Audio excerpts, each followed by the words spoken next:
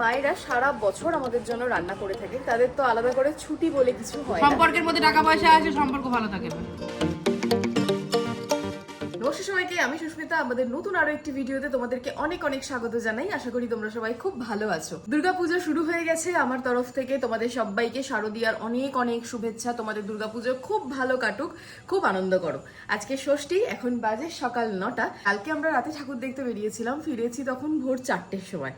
এবার একটুখানি ঘুমিয়েছি, ঘুমিয়ে এখন যাচ্ছি দোকানে, কারণ কাজটাও দেখতে হবে। চলো আজকের ব্লগটা এখান থেকেই শুরু করি। হ্যালো, তোর আশায় বাবা বসে আছে। আরে দাঁড়া, ব্রাশটা করতে দে, সবে তো ঘুম থেকে উঠলাম, এখনো ব্রাশই করা হয়নি। দোকানে যাওয়ার আগে তোমাদের সাথে একটা জিনিস শেয়ার করি। দেখো, আমাদের মায়েরা সারা বছর আমাদের জন্য রান্না করে থাকে, তাদের তো আলাদা করে ছুটি বলে কিছু হয় না।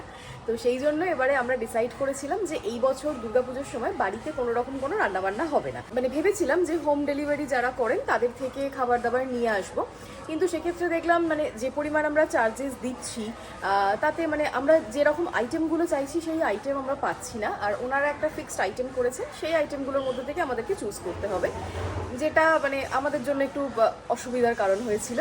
যার কারণে দেবজিৎ কি করেছে, রাঁধুনি বুক করেছে। ও বলেছে যে এই পুজোর কটা দিন বাড়িতে মা রান্না করার কোনো প্রয়োজন নেই, রাঁধুনি দিয়ে রান্না হবে। তো অলরেডি ওনারা চলে এসেছেন, ছাদে রান্নাবান্না শুরু হয়ে গেছে।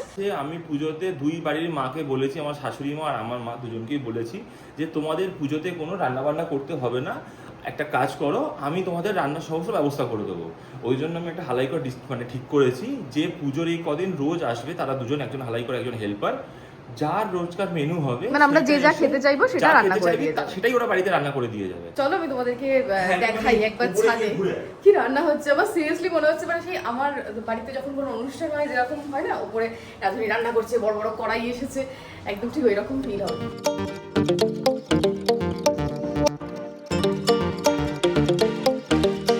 এই হচ্ছে আমাদের বাড়ি চক্রবর্তী, আর এইখানে হয় পুজো। মানে এটা আমাদের বাড়ির গেট, আর এখানে হয় দুর্গাপুজো। মা সকালবেলা ষষ্ঠীর পুজো দিয়ে চলে কথা বলছি। ওঠো, দোকান যেতে হবে।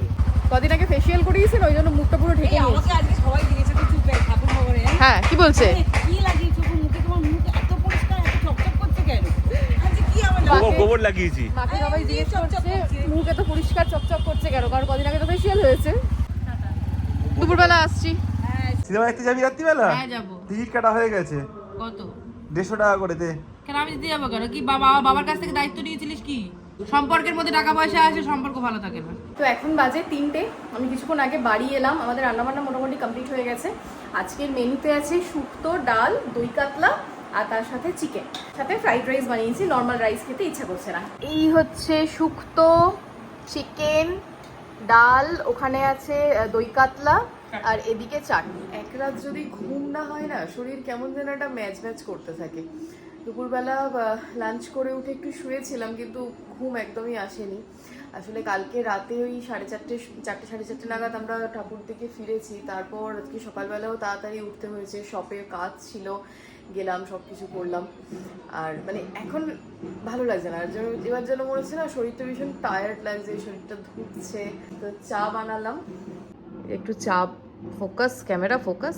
একদিন রাতে ঠাকুর দেখে কারুর শরীরের কোনো জান নেই। ভেবেছিলাম ষষ্ঠীটা বাড়িতে বসেই কেটে যাবে, কিন্তু সেটা হয়নি। যদিও আমরা ঠাকুর দেখতে যাচ্ছি না, যাচ্ছি হচ্ছে সিনেমা দেখতে নরেন্দ্রপুরে। কলকাতার দিকে যাওয়ার আমাদের ক্ষমতা নেই, কারণ এত ভিড়। কালকে তো ভালোই শিক্ষা হয়েছে। আর আজকে ষষ্ঠীর জন্য আমি পরেছি একটা কর্সেট। এই ড্রেসটা আমি মিন্ত্রা থেকে অর্ডার করেছিলাম। অনেক তর্ক বিতর্কের পরে লাস্টে রঘু ডাকাত আর রক্তবীজের মধ্যে রক্তবীজটাকে সিলেক্ট করা হলো। আমাকে ওটা লো লাগছে।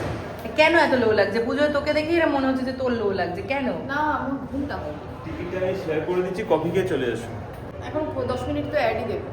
যতবারই এরকম উঠতে উঠতে এসেছি মনে করেছি মুভি শুরু হয়ে গেছে, অ্যাকচুয়ালি মুভি শুরু হয়নি, অ্যাড দিচ্ছি। কিন্তু হাইল্যান্ড পার্কে বেশি দেয়, এটাতে তুলনামূলক একটু কম দেয়। হ্যাঁ, তুমি রেডি? এটা মাইনাসে যাচ্ছে কারণে। তুমি পড়ে গিয়ে কালকে এখন ঠিক আছো? কেমন লাগলো রে মুভিটা? রক্তবীজ গানগুলো তো আরো অসাধারণ। আর আসবি দেখতে কোনোদিনও? গানগুলো আরো মনে হচ্ছে না মানে কি টেরেসটা টাকা টেরেসের দেখছি, বাপ রে বাপ, বাপ রে বাপ। পুরো টাইমটা ওয়েস্ট করে দিল।